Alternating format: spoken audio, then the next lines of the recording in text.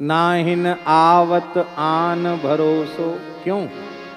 बोले तप तीरथ उपवास दान मख, जेहि जो रुचे करो सो। हम ये नहीं कहते आप मत करो, जो जेहि रुचे, जिसकी जिस साधन में रुचि हो वो उस साधन को करे। जो जेहि रुचे करो सो। क्या क्या करें? आपकी तपस्या में रुचि, करो तपस्या, कोई मना नहीं। तीर्थ यात्रा में रुचि, करो तीर्थ यात्रा। उपवास में रुचि है, करो उपवास।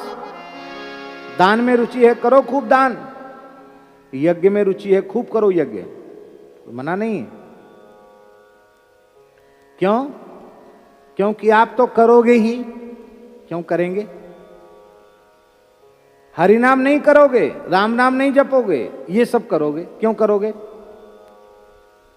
इसलिए करोगे क्योंकि पाय ही पे जानिबो कर्म फल, भरी भर वेद परोसो। वेदों ने इतनी फलश्रुति सुना दी है तुमको कि ये तपस्या करोगे तो ये मिल जाएगा, ये दान करोगे तो ये मिल जाएगा, ये व्रत करोगे तो ये मिल जाएगा, अमुक तीर्थ में गोता लगाओगे तो ये मिल जाएगा, अमुक यज्ञ करोगे तो अमुक लोक मिल जाएगा, 100 यज्ञ कर लोगे अश्वमेध तो इंद्र बन जाओगे। ये सब दिखाया। याम इमाम पुष्पिताम वाचम प्रवदन्त्य विपश्चिताः। ये पुष्पित वाच है।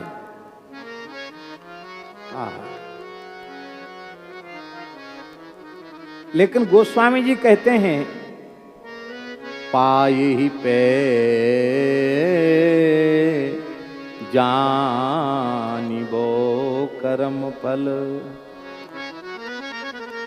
करो करो, कोई बात नहीं, करो, लेकिन फल मिले तब समझोगे। इसका फल मिलेगा नहीं, फल मिलेगा नहीं।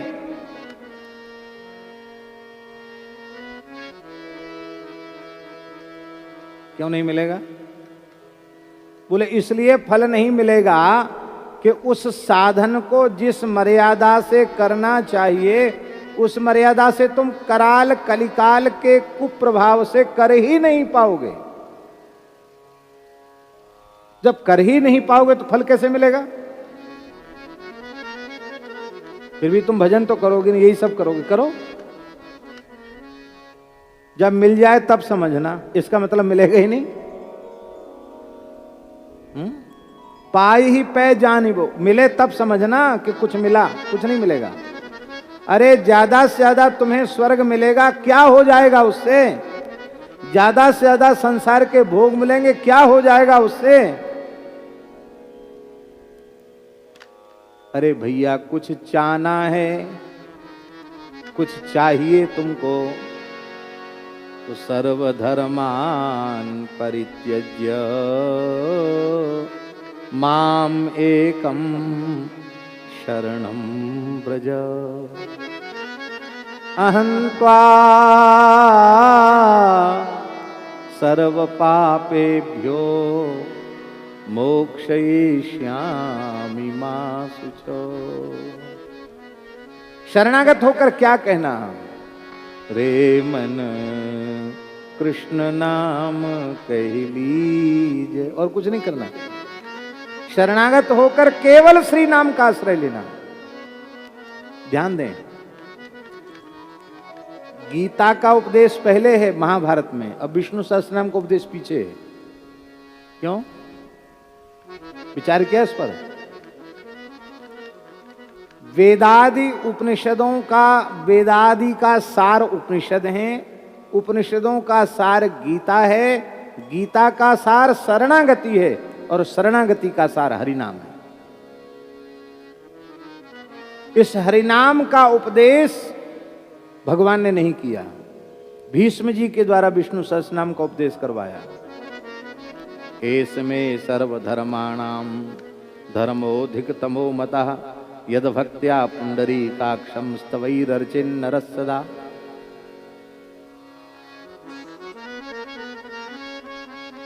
शरणागति का भी तत्व, शरणागति का भी प्राण नाम है। हम लोग दीक्षा संस्कार को भी शरणागति कहते हैं। शरणागति संस्कार कहते हैं। शरणागति संस्कार में गुरु महाराज क्या करते हैं? हरिनाम ही तो देते हैं। तो शरणागत का सर्वस्व तो नाम है। आहा, नाम ही सर्वोपरि। दूसरी बात, दूसरा भाव, तप तीरथ उपवास दान मख, जो जिहि रुचे करो सो, पाई पे जानिबो कर्म फल, भरी भरी वेद परोसो। यद्यपि तुम फलश्रुति पढ़ करके ही और उस कर्म के लिए आकृष्ट हुए हो, आप कर रहे हो, करो, लेकिन हम ऐसे उदाहरण देंगे कि बड़े बड़े कर्म करने वाले भी उन पुण्य कर्मों का फल तो क्या भोगने को मिला, वो तो आगे पीछे की बात सोची जानी जाएगी। उस पुण्य कर्म करते करते छोटा सा पाप बन गया, उसका कितना भयंकर दुष्परिणाम भोगना पड़ा, ये तो बिल्कुल स्पष्ट ही है। भगवान ने जब गिरगिट के रूप में नृग का उद्धार किया तो महाराज जी इतनी कांति थी उसके शरीर से कि पूरा द्वारिका जगमगा उठा, इतना प्रकाश उसके शरीर से निकल रहा था। भगवान ने कहा, महाशय आपका परिचय? अरे बोले, रे राम राम राम राम, आप हमको नहीं पहचानते? ये अहंकारी का परिचय है। उसको कहना चाहिए था कि प्रभु आप तो सर्वज्ञ परमात्मा हैं, आपसे क्या छिपा है, आप तो सब जानते ही हैं, फिर आप क्या पूछ रहे हैं? ये कहते तो समझते कि हाँ भक्त है। वो कहते, अरे आप हमको नहीं पहचानते हैं तो बड़े दुख की बात है। क्यों? दानियों की सूची सुनी है? हाँ सुना तो है। यदि ते कर्णमस्पृशम, यदि तुम्हारे कान में दानियों के नाम पड़े होंगे तो उनमें पहला नाम हमारा होगा। पहले नंबर का दानी हूं मैं।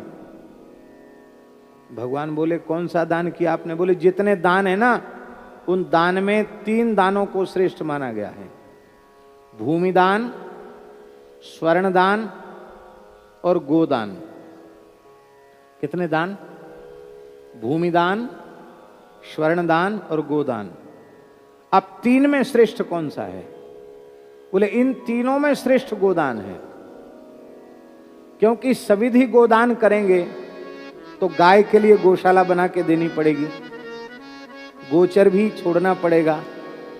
तो गाय के साथ भूमिदान हो गया कि नहीं हो गया? फिर स्वर्ण श्रृंग मंडित करके देना होगा, फिर उसको खिलाने के लिए कुछ द्रव्य देना होगा, स्वर्ण देना होगा।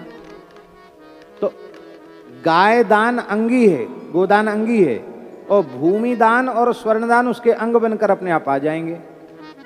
इसलिए 3 दानों में गोदान सबसे श्रेष्ठ है। हमने गोदान किया। भगवान बोले, कितना गोदान किया है? अरे बोले, वाह क्या बात पूछते हो। यावत्य सिकता भूमेह यावत्यो दिवितारका यावत्यो वर्षधाराश्च तावतीम अददास्मगाह। वर्षा में जितनी बूंदें हैं, धरती में जितने रजकण हैं, आकाश में जितने तारे हैं, उतनी गायों का दान हमने किया। अब कोई किसी के पास कैलकुलेटर हो तो जोड़ लो। धरती के रजकण जोड़ोगे, आकाश के तारे गिनोगे, वर्षा की बूंदे गिन पाओगे? अरे इतना ही कह देता कि महाराज मुझे याद नहीं है, असंख्य गायों का दान, इतना ही बहुत था। अहंकार बोल रहा है उसका। भगवान बोले, गिरगिट क्यों बने? इतने बड़े दानी गिरगिट क्यों बने? अरे बोले, कुछ मत पूछो महाराज। एक ब्राह्मण की गैया धोखे से हमारे गोष्ठ में आ गई और मैंने एक ब्राह्मण को उसका दान कर दिया। ब्राह्मण लेके जा रहा था, जिसकी गाय खो गई थी वो खोजने जा रहा था, रास्ते में गाय ले जाता हुआ ब्राह्मण दिखाई पड़ा, झगड़ गया। बोले, हमारी गाय तुम कहाँ ले जा रहे हो? तुम्हारी गाय कहाँ से? हम तो महाराज नृग से लेके आए हैं। झगड़ते दोनों ब्राह्मण मेरे पास आ गए।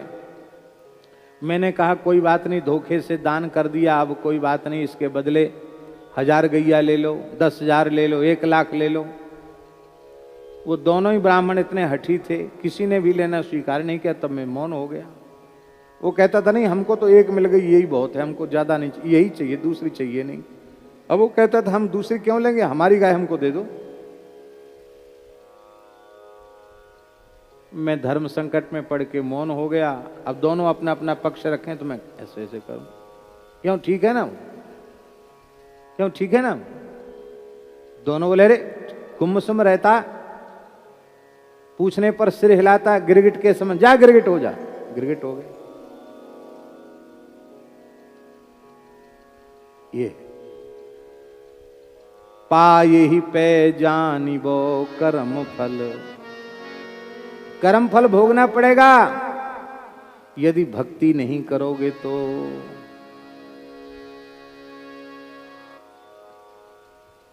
हा।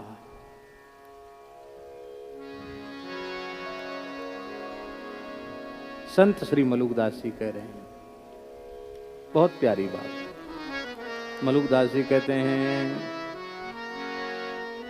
साधो भाई अपनी करनी नाई, साधो भाई अपनी करनी नाही, जे करनी का करें भरोसा, जे करनी का करें भरोसा, ते जम के घर जाई, साधो भाई ते जम के घर जाही, साधो भाई अपनी करनी नाही। कई उदाहरण दिए इस पद में। एक उदाहरण है, लक्ष्य गऊ दे अन्न खात थे, राजा मृग से प्यारे, पुण्य करत और जमा गमाई, ले गिरगिट करी डारे, साधो भाई अपनी करनी नाई। क्या करें फिर, और बताओ। गौतम नारी बड़ी पतिव्रता, कितना बड़ा व्रत है पतिव्रत। बहुत कीने दाना, करनी कर वैकुंठ न पैठी, काहे भई पशाना, साधो भाई अपनी करनी नाही। अंतिम में है इसमें पद में,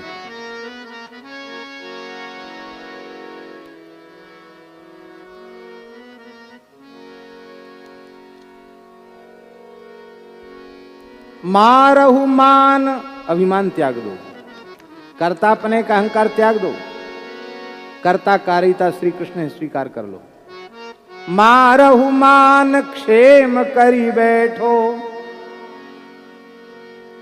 छाड़हु गर्व गुमाना, आपा में तो राम भजो तुम, कहत मलूक दीवाना, साधो भाई अपनी करनी नाई। अच्छा एक बात बताओ, युधिष्ठिर को आधा झूठ भगवान से कहने से बोला उन्होंने। भगवान ने कहा कि देखो युद्ध में विजय चाहते हो, बोले हाँ चाहते तो हैं, तो कह दो कि अश्वत्थामा मर गया। बोले महाराज झूठ कैसे बोल दें, भीमसेन ने एक अश्वत्थामा नाम का हाथी मार दिया। बोले अब तो मर गया, अब तो बोल दो। तो मन में थोड़ा लोभ भी था कि विजय मिल जाए। बोले ठीक है बोल देते हैं, आप कह रहे हो तो बोल देते हैं। तो उसमें चतुराई साथ में रखी युधिष्ठिर ने। द्रोणाचार्य के पास जाके बोले, द्रोणाचार्य जी ने कहा युधिष्ठिर कह लें तो मैं मान लूंगा।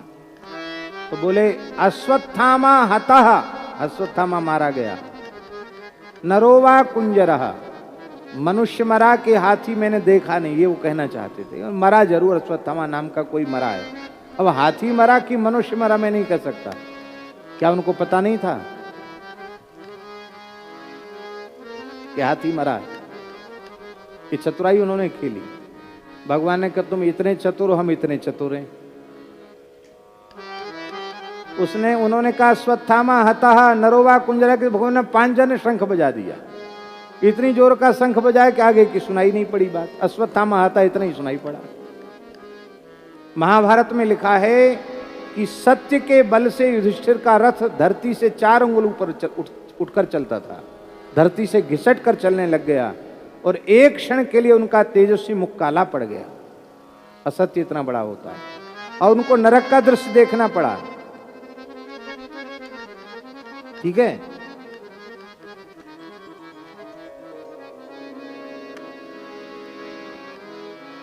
प्रतिज्ञा की थी वसुदेव जी ने कंस के सामने कि जो भी संतान होगी हम तुमको दे देंगे। कहां गई प्रतिज्ञा? 8वीं संतान गोकुल पहुंचाया है, बेटी ले आए और कंस ने पूछा तो झूठ और बोल दिया कि 8वीं में तो बेटी सही थी कि गलत था। क्या वसुदेव जी नहीं जानते थे? झूठ क्यों बोले? कहीं भी लिखा पाया आपने कि वसुदेव जी झूठ बोले, उनको नरक देखना पड़ा? क्यों? युधिष्ठिर को नरक देखना पड़ा, वसुदेव जी को क्यों नहीं देखना पड़ा? अपने पिता होने के कारण कि चलो पिताजी को थोड़ी रियायत दे देते हैं, ऐसा नहीं है।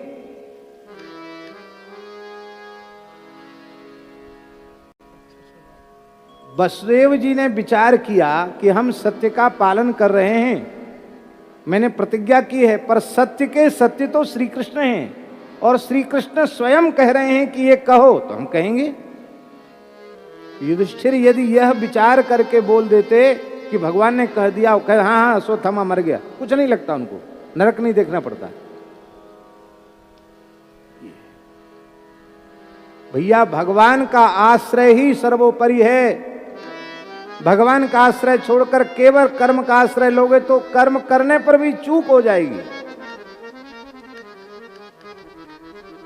जाना चाहोगे कहीं, पहुंच जाओगे कहीं, मुकाम पर नहीं पहुंचोगे। तप तीरथ उपवास दान मख, जो जिहि रुचय करो सो।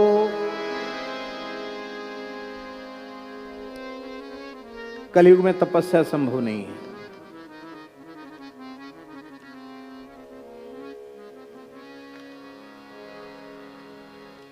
बिजली है, पंखा है, इधर भी एक पंखा लगा है।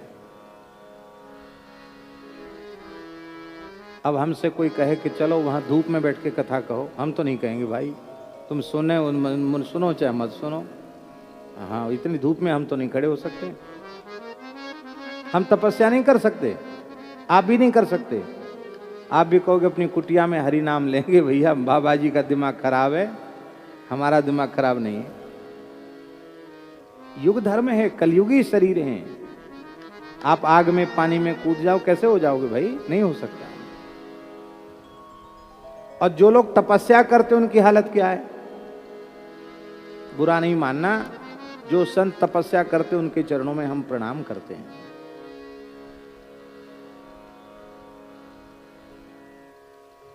पंच धूनी, द्वादश धूनी, 84 धूनी, कोट धूनी, खप्पर धूनी, देखा होगा कुंभादि में सब संत तपते हैं और सब प्रणाम के योग्य हैं, बहुत अच्छे हैं। बहुत अच्छे अच्छे संत भी उनमें होते हैं, बड़े प्रेमी अनुरागी संत भी होते हैं। पर प्रायः तपस्या करने वाले दिन भर तपस्या करते हैं, कथा तो सुनेंगे नहीं, तपस्या करेंगे, दिमाग में गर्मी चढ़ जाएगी, शाम को फिर दाऊजी वाली बूटी, गर्मी को ठंडा करना है ना, दाऊजी वाली बूटी, दाऊ दयालु ब्रज को राजा, भांग पियो तो यहीं आ जा। और फिर भांग, उसके बाद फिर गांजा मिलके चिलम में भर के, बड़े बड़े मंत्र होते हैं, हमको तो याद नहीं, हमारा कभी काम नहीं पड़ा। अरे जो ना पिए गांजे की कली, वो लौंडा से लौंडी भली। पियो पियो पियो पियो, छान छान छान, किसी के न मान, निकल जाएगी जान तो फिर कौन कहेगा छान।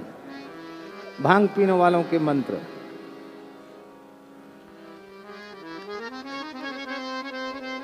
फिर बिना भगवत चरणामृत लिए जल भी नहीं पिएंगे, बिना जगन्नाथ जी का निर्माल्य लिए कुछ भी नहीं खाएंगे, बिना गुरु महाराज का चरणामृत लिए कुछ भी नहीं लेंगे। नियम तो नहीं लिया। बिना खैनी खाए डोल डाल नहीं जाएंगे, नियम नहीं लिया।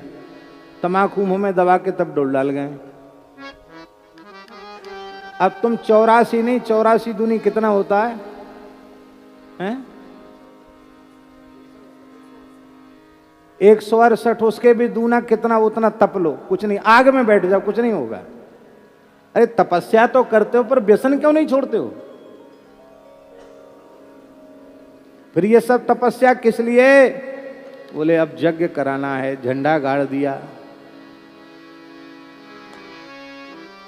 बोले जनता जिस क्षेत्र में तपस्वी जी ने झंडा गाड़ा, वो क्षेत्र ऐसा नास्तिकों का था, वो साधु को एक मुट्ठी अन्न देने वाले नहीं थे।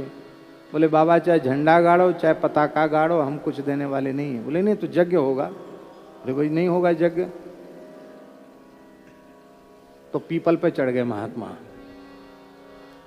एक पीपा केरोसिन का तेल लेके, मिट्टी का तेल लेके चढ़ गए और स्नान कर लिया मिट्टी के तेल से। आग लगा के पीपल के ऊपर अब हम जलते हैं, पूरे गांव को बंधवा देंगे। अरे भैया बाबा जी उतर आओ, उतर उतर उतर, ले ले ले लाओ लाओ लाओ लाओ। बोले नहीं नहीं, इतना 1000 इकट्ठा हो जाएगा, इतना मन अन्न आ जाएगा, तब नीचे उतरेंगे, उतरेंगे नहीं। अरे भाई ऐसा करके आपने जगह करा भी लिया तो कौन सा पुण्य लग जाएगा आपको, क्या हो जाएगा? तपस्या का प्रयोजन क्या हुआ? यही हुआ तपस्या का प्रयोजन। तीर्थ, तीर्थ यात्रा, तीर्थ में जिस मर्यादा से हमको जाना चाहिए, क्या उस मर्यादा से हम जाते हैं? अन्य क्षेत्रे कृतम पापम तीर्थ क्षेत्रे विनश्यति, तीर्थ क्षेत्रे कृतम पापम वज्रलेपो भविष्यति। यहाँ आने के बाद झूठ भी बोलते हैं, यहाँ आने के बाद क्या नहीं करते हैं, सब कुछ करते हैं। गंदगी करते हैं, यहाँ तीर्थ में गंदगी करनी चाहिए। भैया जी श्री तुलसीदास जी महाराज जीवन पर्यंत काशीपुरी के भीतर न मलमूत्र न लघुशंका गए न डोल डाल गए। दोनों समय गंगा जी पार करके पल्ली पार जाते थे, गंगा के उस पर 80 घाट से। और आज भी एक नौका का टुकड़ा रखा है 80 घाट पर। वो नौका तो खत्म हो गई, वो टुकड़ा आज भी रखा। बाद में उनको नौका बनवा दी, अपने हाथ से नौका खे के जाते थे पल्ली पार। काशी में अंतिम क्षण तक रहे, लेकिन मलमूत्र का त्याग नहीं। भगवान का धाम है, इसमें मलमूत्र का त्याग कैसे करें? कहां हम लोगों से मर्यादा निभती है? हमारे हरे राम बाबा जिनकी चर्चा हम कर रहे हैं, करते हैं कभी कभी, जब तक उनका शरीर ठीक रहा महाराज जी, तब तक वृंदावन की पंचकोशी के भीतर न वे लघुशंका गए न डोल डाल गए। सवेरे कमंडल लेके कीर्तन करते हुए चलते थे। परकम्मा में चामुंडा मंदिर है ना, चामुंडा देवी, चामुंडा देवी के आगे जाते थे, जहां वृंदावन की सीमा खत्म। वहां जाके डोल डाल गए। फिर चामुंडा पे हैंड पंप रहता था, वहां नहाए धोए, और वहां से नहा धो के, नहाना धोना भी उनका विचित्र ही था बाबा का। हरे राम बाबा तो हरे राम बाबा थे। सब कपड़ा धो के सुखा देते थे, लंगोटी भी धो के सुखा देते थे।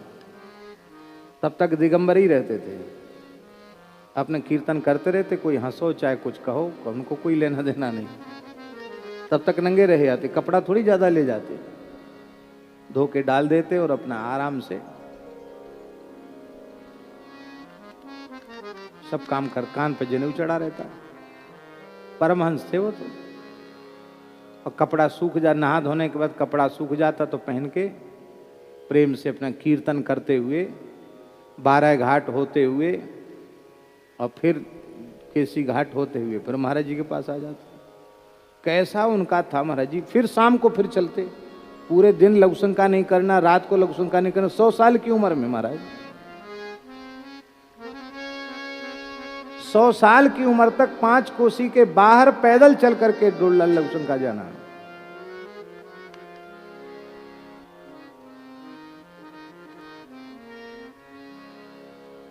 फिर तीर्थ यात्रा भी हम करते हैं और तीर्थ यात्रा की विधि का पालन नहीं करते हैं, तीर्थों के प्रति अपराध करते हैं, वहाँ के वृक्षों को, वहाँ के पर्वतों को, वहाँ के तीर्थों को हम दूषित करते हैं। कहाँ से होगा? उपवास, उपवास की स्थिति तो बहुत ही विचित्र है। ज्यादा व्रत आते नहीं वैष्णवों में। एकादशी तो पक्की है।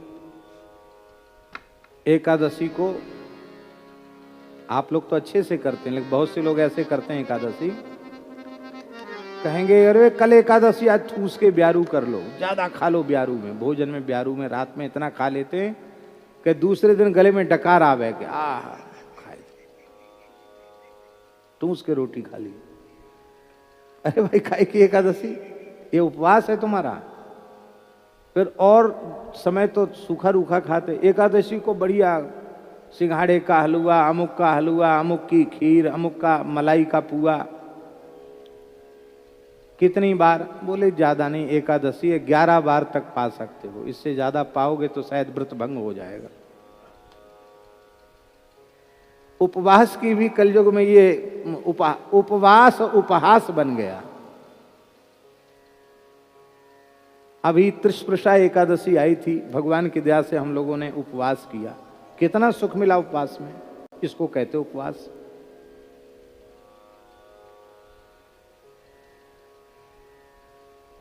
मख दान, दान की स्थिति यह है कलयुग में,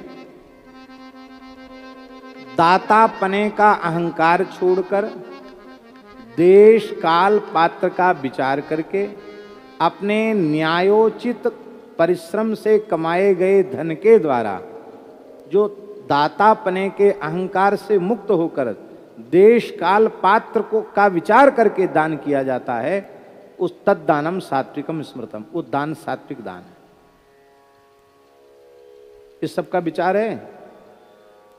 टैक्स से बचने के लिए दान किया जाता है, उसमें भी बहुत से महानुभाव तो ऐसे हैं कि इतना 1000 दे दो, इतना 1000 हम आपको दे देते हैं, रसीद हमको इतने की दे दो, और हम इतना देंगे, रसीद हमको ज़्यादा की बना के दे दो, जिससे हम जो है टैक्स में हमको बचत हो जाएगी। वो दान हुआ। फिर एक पंखा भी दान किया तो उसकी 3 पखुड़ी पर 3 पुस्तक का नाम लिखवा दिया, दान हुआ। वो पता ही न चले ये है दान। एक सौराष्ट्र में सुरेंद्र नगर एक जगह है, वहाँ बड़वान है, पुरानी रियासत, वहाँ पानी की बड़ी समस्या थी। अब तो नर्मदा जी उधर पहुँच गई तो समस्या नहीं रही। तो वहाँ एक जगह मीठा पानी था, तो एक वहीं के सज्जन बंबई में रहते थे, उन्होंने धन खर्च किया, और हम समझते हैं कि ये बात 30-35 साल पुरानी बात होगी। 5 लाख रुपए खर्च हुआ उस समय। उसमें कितना पैसा? 5 लाख में टंकी भी बन गई, अब तो नहीं बनेगी उतने में, टंकी भी बन गई, बोरिंग हो गई, और उसका एक उत्सव था, उसने नगर पालिका को वो भेंट किया था।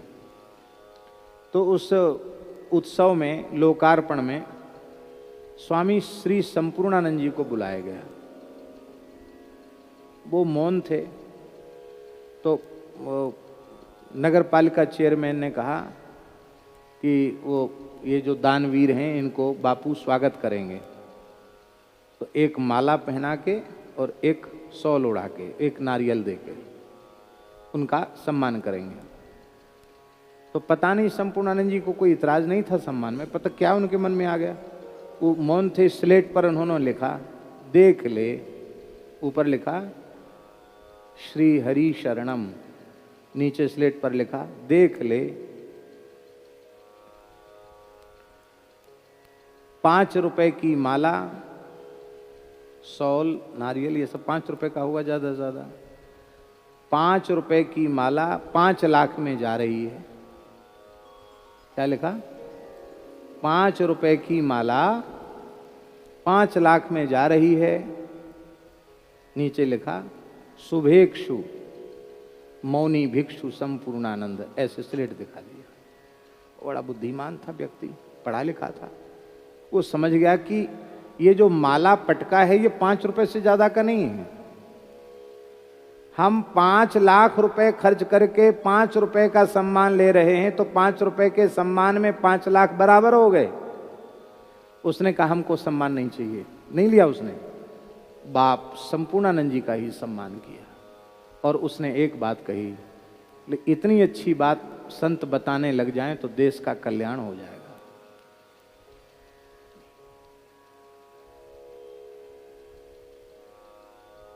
दान का बखान करना, उसको प्रचारित करना, दान का पुण्य नष्ट।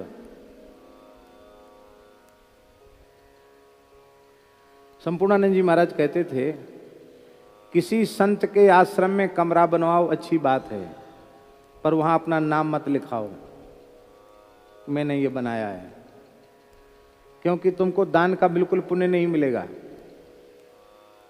सारा पैसा तुम्हारा नष्ट हो गया। और देने के बाद नाम पट्टी अधिकार तुमने अपना बना के रखा, फिर ये हमारा कमरा है, हम इसमें आकर के रुकेंगे। तो दान की हुई वस्तु का उपभोग करोगे तो नरक जाओगे। तो कहते थे बनाओ और कहो कि संत ही इसमें रहें, हम नहीं रहेंगे इसमें, हम तो आएंगे अलग रुकेंगे, दर्शन करके जाएंगे, हम नहीं रहेंगे। हम रहेंगे तो हम अपना अपना खरीद के बनाएंगे, उसमें रहेंगे। यहां तो हमने दान किया है, दान की हुई वस्तु को भोगने का हमारा अधिकार नहीं।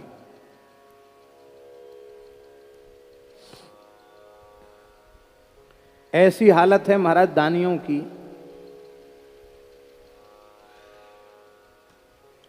एक अच्छे सज्जन सुखताल में कमरे में रुके हुए थे, और जिन्होंने कमरा बनाया था वो परिवार पहुंच गया। उन्होंने कहा नहीं, इसमें तो हमारा अलमारी रखी है, आप दूसरे कमरे में शिफ्ट हो जाइए, इसमें हम रहेंगे। तो उन्हें कोई बुरा नहीं लगा। उन्होंने कहा ठीक है, हम स्थान के स्वामी जी से पूछ लेते हैं। तो ब्रह्मचारी जी से पूछने वो गए,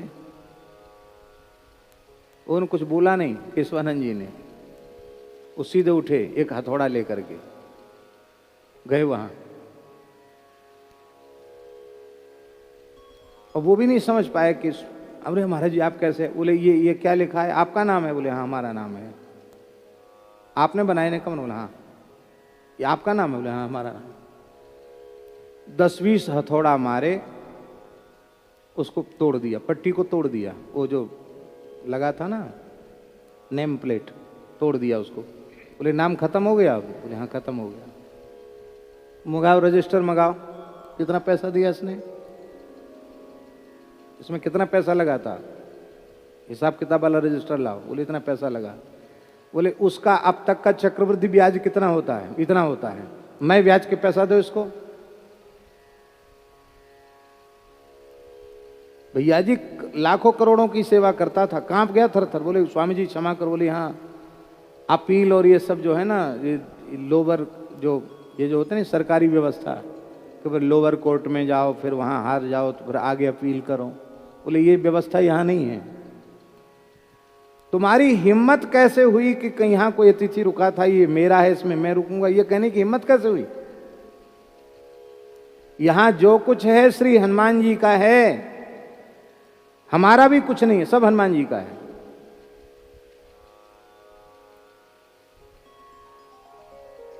पर कलयुग में इस प्रकार से दान कौन करता है? दान करने वालों को बहुत अभिलाषा रहती कि मेरा सम्मान हो। आज भी लोग कहते हैं अरे हम ऑफिस में आए, हमको पानी की नहीं। तुम पानी की पुछवाने आए थे कि लस्सी पीने आए थे कि चाय कॉफी पीने आए थे कि लड़ुआ खाने, क्या खाने आए थे? दान करने आए तो दान करके चले जाते। दान करने की इच्छा कम है, पर वहां से सम्मान लेने की इच्छा बहुत अधिक है। कैसे तुम्हें दान का पुण्य मिलेगा? ये दान की स्थिति है। मख यज्ञ, यज्ञ की स्थिति कलिकाल में ऐसी है महाराज जी, यज्ञ की स्थिति तो ऐसी है महाराज, हम क्या कहें। अयाज्य याजन बहुत बड़ा दोष है। यजमान की भी पात्रता होनी चाहिए ना, ऐसा ऐसा यजमान हो वो यज्ञशाला में प्रवेश करे।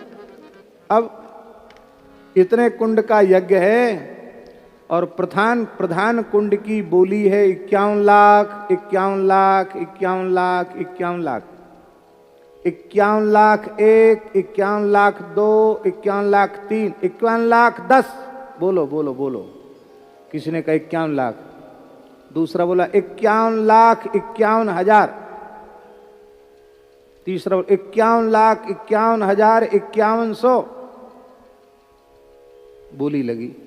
अब जो बोली अंतिम में सबसे बड़ी हुई और उसके आगे किसी ने नहीं बोला, वो प्रधान कुंड का यजमान हो गया। इसका मतलब क्या हुआ?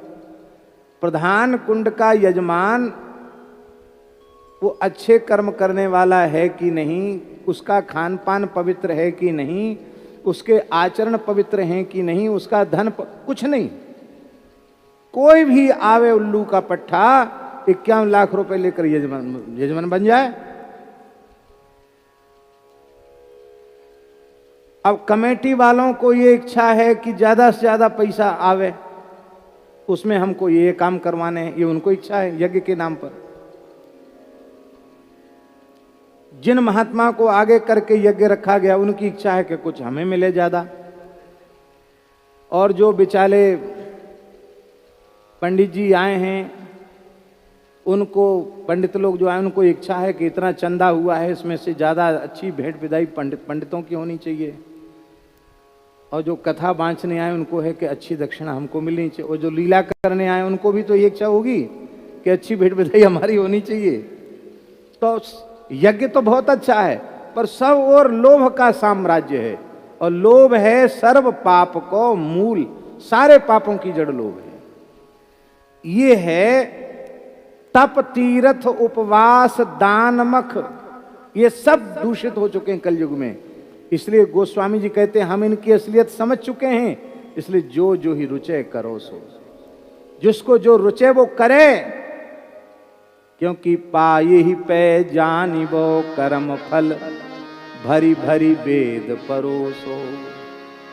कर्म फल तो तुम्हारे हाथ में श्रम ही लगने वाला है, कुछ मिलने वाला नहीं है। पर तुम्हारी प्रवृत्ति भजन में नहीं है, तुम्हारी प्रवृत्ति हरिनाम को छोड़कर इन साधनों में ही है, क्योंकि भरी भरी वेद परोसो। हम भी पुराण पाठ करते हैं, इस समय भविष्य पुराण पढ़ का मूल पारायण कर रहे हैं। इतने सुंदर सुंदर व्रत उपवासों का वर्णन है कि मन कराता है कि ये भी करना चाहिए, ये भी करना चाहिए, ऐसा मन कराता है। इतने आकर्षक सब हैं, अच्छे अच्छे काम करना भी चाहिए जिससे बने जो।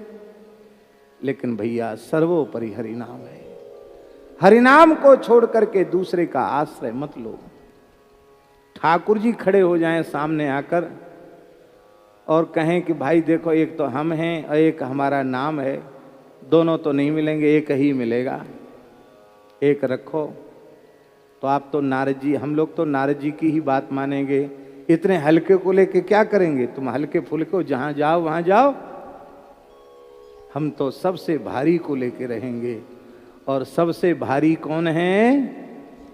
कहाँ हूँ कहाँ लगी नाम बड़ाई, राम न सकहीं नाम गुण गाई, राम न सकहीं नाम गुण गाई, राम न सकहीं नाम गुण गाई। हमें ये पंक्ति रास बिहारी की बड़ी प्यारी लगती है। रास का पद होता ना, नित्य रास का, बन नाचे नटनी को आली नंद को किशोर, बन नाचे नटनी को आली नंद को किशोर। इस पद में क्या बोलते हैं? राधा रानी बोलती हैं, कहाँ जाएगी पतंग तेरे हाथ में है डोर, कहाँ जाएगी पतंग तेरे हाथ में है डोर, बन नाचे नटनी को वाली नंद को किशोर, बन नाचे नटनी को आले नंद को कुसुम। कहाँ जाएगी पतंग? पतंग ठाकुर जी रास बिहारी, और डोर क्या है? कृष्ण नाम। और किसके हाथ में? श्री जी के हाथ में। इसका मतलब है हरिनाम की डोर यदि आपके हाथ में है तो ठाकुर जी रूपी पतंग छोड़ के कहीं जाएगी नहीं। ठाकुर जी कहीं नहीं जा सकते। श्री नामाचार्य हरिदास ठाकुर कह रहे हैं, मामा जी का पद है, पूरा याद नहीं। मोहि लाखन कोड़े मारो पर हरि का नाम उचारो। मोहला कोड़े मारो पर हरि का नाम उचारो। श्री हरि जल्लाद मार रहे हैं, कोड़े बरसा रहे हैं, पर श्री हरिदास ठाकुर कह रहे हैं नामाचार्य जी, वो कहते हैं हमको लाखों कोड़े मारो कोई बात नहीं, पर एक बार हरि बोल कह दो। ये है, इसलिए नाहिन आवत आन भरोसो। इस पद को हम पूरा करना चाहते थे लेकिन नहीं कर सके। समय सवा बज रहा है, समय अपना एकदम पूर्ण हो रहा है। यहीं हम विराम करते हैं और कल इस पद को हम पूर्ण कर देंगे। जय जय श्री राधे।